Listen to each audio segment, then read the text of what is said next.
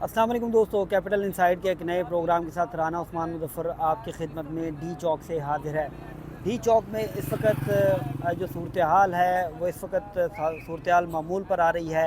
Ranger जो है वो डी चौक में तैनात है। हमने गुज़िश्ता कई रोज़ देखा कि रेंजर की जगह police, Sindh police, Punjab police और इस्लामाबाद पुलिस तैनात थी, लेकिन रात जब हमने देखा कि रेंजर्स की जानिब से इलाके को क्लियर करवाया गया, जो तरीके इंसाफ के कारकुनान थे उनसे जो है ये तमाम तर इलाका जो है वारगुज़ार कराया गया और अब रेंजर्स चारों तरफ तैनात है और रेंजर्स जो है वो सिक्योरिटी संभाले हुए है डी चौक की और रेड जोन की। दूसरी जानिब आर्मी के एहलकार जो हैं वो भी तैनात किए गए हैं। ये मेरे अकब में आप देख सकेंगे कि वो रेंजर्स की गाड़ियाँ, रेंजर के ट्रक और रेंजर्स एहलकार जो हैं वो हाई अलर्ट खड़े हुए हैं। अब सूरत हाल कुछ यूँ बनी कि जो ऑपरेशन किया गया रात गए, वो ऑपरेशन कैसे किया गया और कैसे लोगों को मुंतशिर किया गया, क्योंकि हमने देखा कि जो अप्रॉक्सीमेटली जो तादाद थी वो तकरीबन जो है थी वो 10 से 11 हज़ार के करीब तहरीक इंसाफ के जो कारकुनान थे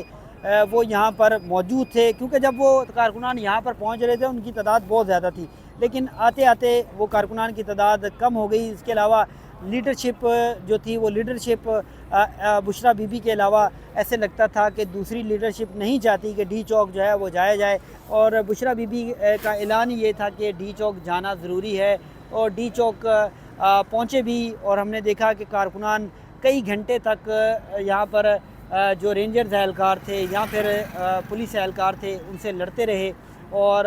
जो पथराव था वो किया जाता रहा। लेकिन उसके बाद रात गए जब रेंजर्स हुकाम की जानिब से ऑपरेशन किया गया तो यहाँ पर जो कारकुनान थे वो मुश्तइल हो गए।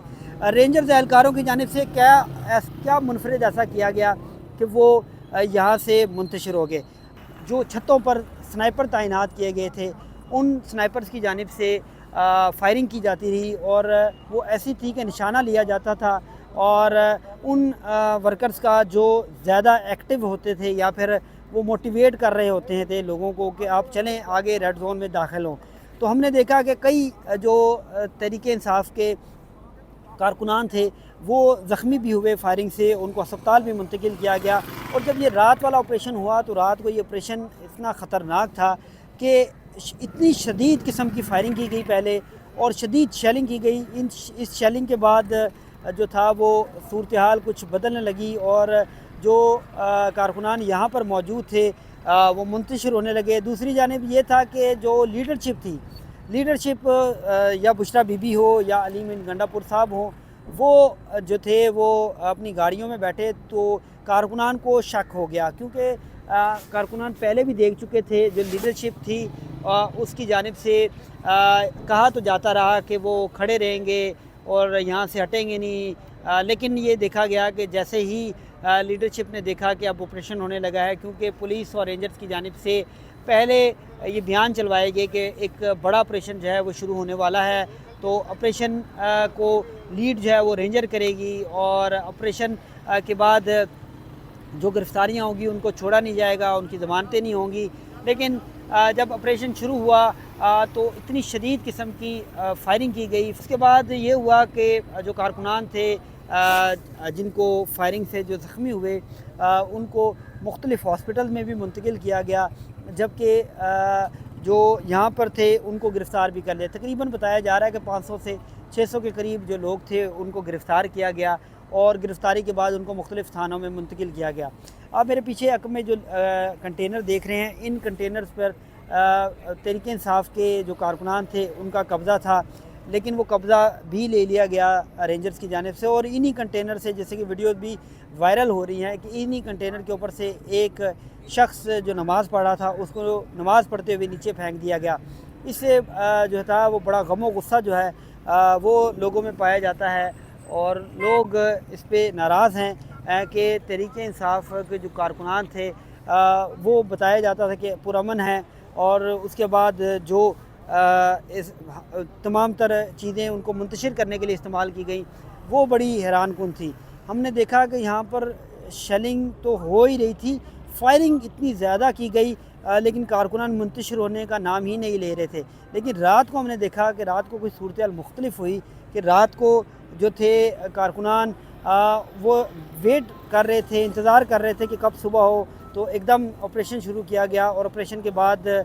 کارکنان یہاں سے منتشر ہوئے اور ان کی گرفتاریاں ہوئیں۔ یہ وہ بیٹل گراؤنڈ ہے جہاں پر تحریک انصاف کے مظاہرین جو تھے وہ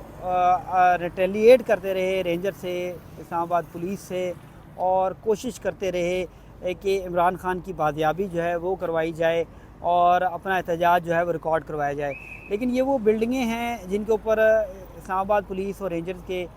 جو سنائپر سے وہ تعینات تھے، ان کی جانب سے نشانہ لے کر مظاہرین کو فائر کیا جاتا رہا، اور کئی مظاہرین سے شدید زخمی ہوئی، اور ڈیتھ ٹول جو ہے وہ ابھی تک سامنے نہیں آیا، لیکن کہا جا رہا ہے کہ 7 سے 8 لوگ جو ہے وہ جاں باک ہوئے ہیں۔ دوسری جانب رینجرز اور پولیس کے اہلکاروں کے زخمی ہونے کی جو اطلاع ہے کہ 38 کے قریب جو رینجرز اور پولیس کے اہلکار جو ہے وہ زخمی ہوئے ہیں۔ اس وقت معاملات زندگی جو ہیں وہ بحال ہو چکے ہیں، اور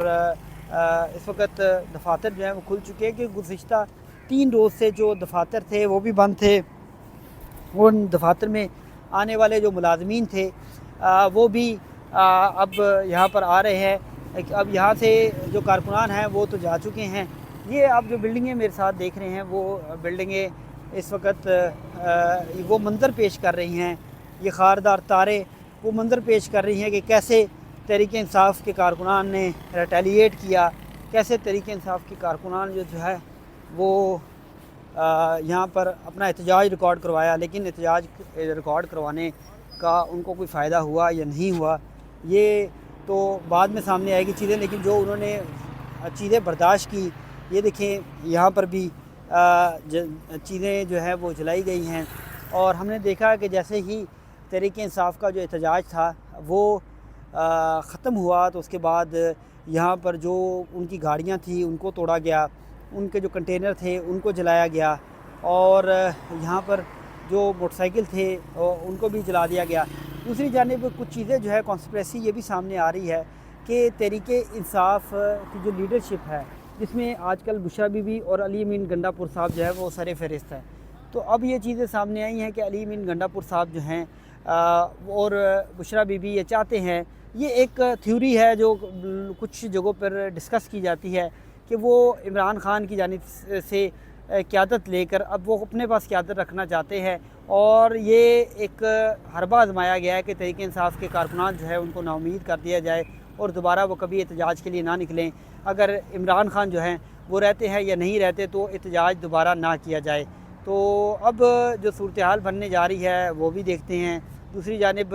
بشرا بی بی اور علی امین گنڈا پور صاحب نے پریس کانفرنس بھی کی ہے، اس پریس کانفرنس میں کچھ چیزیں سامنے آئی ہیں، کیونکہ ایک طرف تو دعوے کیے جاتے رہے کہ آپ نے یہاں سے جانا نہیں ہے، آپ نے یہیں پہ رہنا ہے، لیکن خود ہی بھاگ گئے اور لوگ اکیلے ادھر مارے کھاتے رہے اور اب جیلیں بھگتیں گے۔ تو آج کے پروگرام میں رانا عثمان کو دیجیے گا اجازت، اگلے پروگرام میں پھر آپ کی خدمت میں حاضر ہوں گا۔ اللہ حافظ۔